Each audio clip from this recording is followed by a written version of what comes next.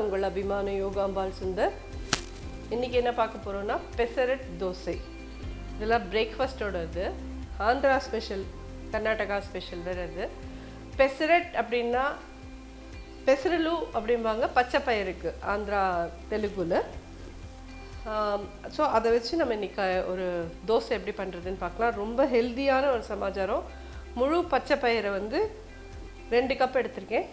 ஒரு அரை கப் கிட்ட பச்சை அரிசி போட்டிருக்கேன். 2 கப்பு பயிறு, அரை கப்பு பச்சரிசி, ரெண்டையும் ஒரு 6 hours கிட்ட ஊற வச்சு வச்சுருக்கேன். இது நம்ம இப்போ எப்படி அரைக்கணும்னு பார்க்கலாம்.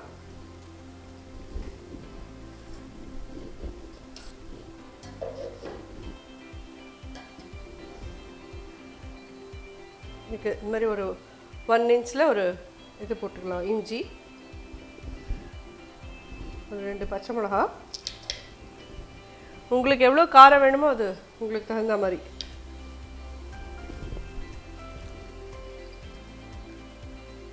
இது நல்லா ஊற வைக்கிறதுக்கு முன்னாடியே ஒரு தடவை க்ளீன் பண்ணிவிட்டு அப்புறம் ஊற வச்சு வச்சுருக்கேன்.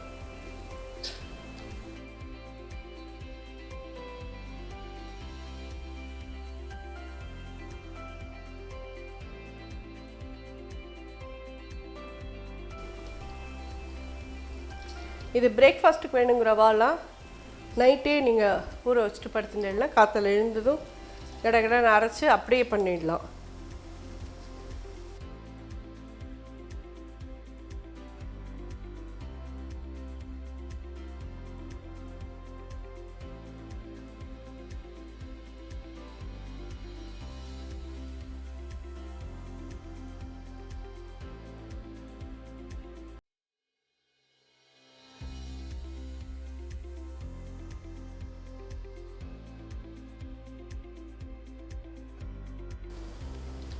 இதுலேயே இஞ்சி, பச்சை மிளகா எல்லாம் இருக்கிறதுனால நல்ல காரசாரமாக இருக்கும். இது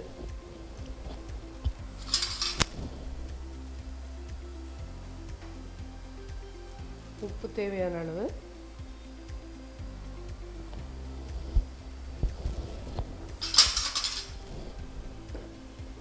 ரெடி ஆயிடுச்சு.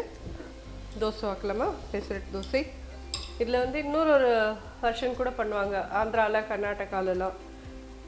நம்ம எப்படி உருளைக்கிழங்கு ஸ்டஃப் பண்ணுவோமோ அது மாதிரி அவள் ரவா உப்புமா பண்ணி ஸ்டஃப் பண்ணுவாங்க.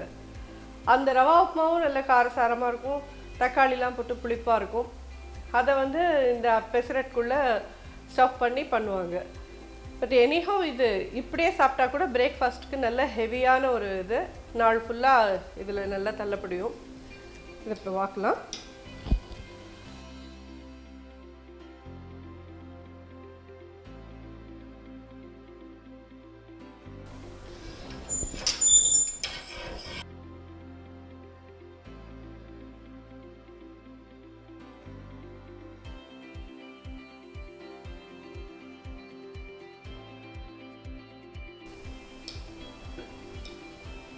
இது புளிக்க வைக்கணும், ஃபர்மெண்ட் ஆகணும்லாம் அவசியம் இல்லை. இல்லை எங்களுக்கு புளிச்சாதான் பிடிக்கும் அப்படின்னா ஃபர்மெண்ட் பண்ணிவிட்டு நீங்கள் நெக்ஸ்ட் டே கூட பார்த்துக்கலாம்.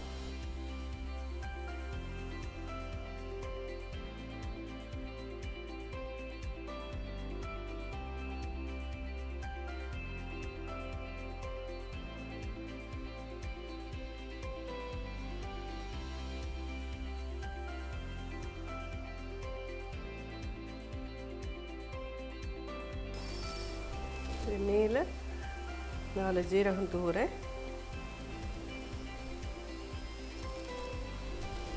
வெங்காயம் நல்லா பொடியாக நறுக்கி வச்சு இது மேலே போடுவோம்.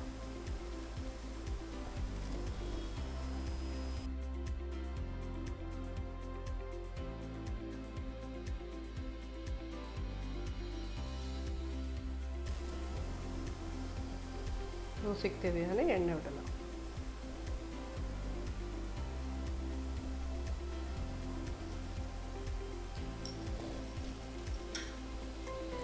இதெல்லாம் கொஞ்சம் பொறுமையாக தான் பண்ணணும்.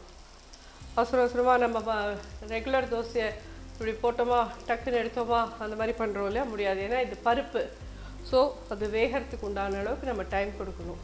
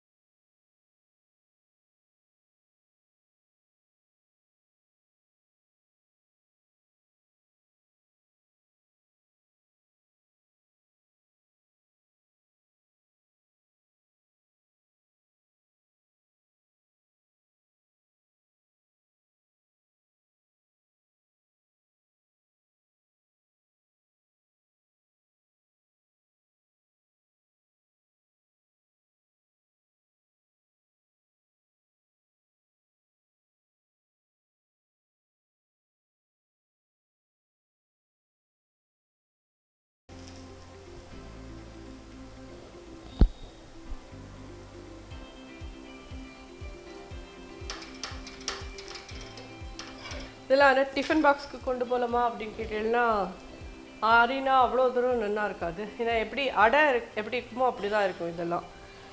ஸோ சுட சுட பிரேக்ஃபாஸ்ட் சாப்பிடுங்க, நைட் டின்னருக்கு நீங்கள் எடுத்துக்கலாம்.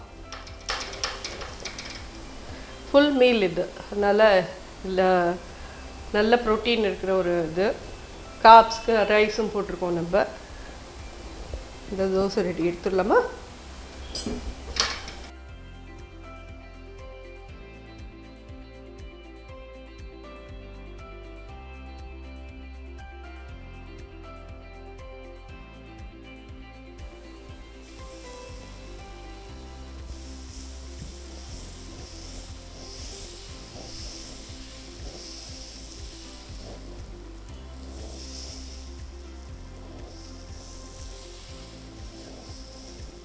உங்களுக்கு எவ்வளோ மெல்லிசாக வேணுமோ அவ்வளோ மெல்லிசாக வறுத்துக்கோங்க. இங்கே எனக்கு தான் தெரியும், இஞ்சி வாசனையாக அப்படியே கும்முன்னு இருக்குது.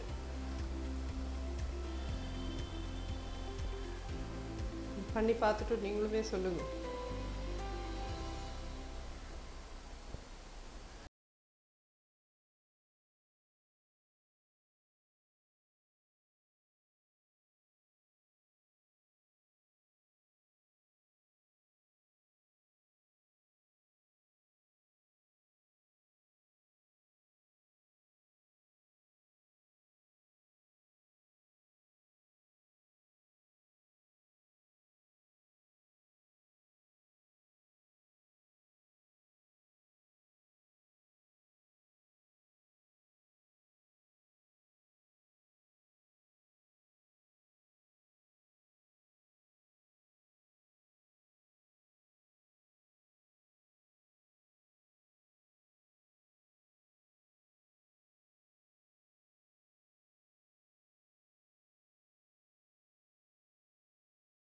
பிடிக்கும்.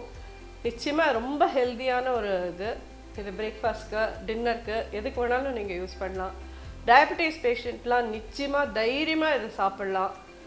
நல்லா எல்லாருக்கும் இது ஒரு உகந்த ஒரு உணவு. இது எல்லோரும் இதை யூஸ் பண்ணுங்க.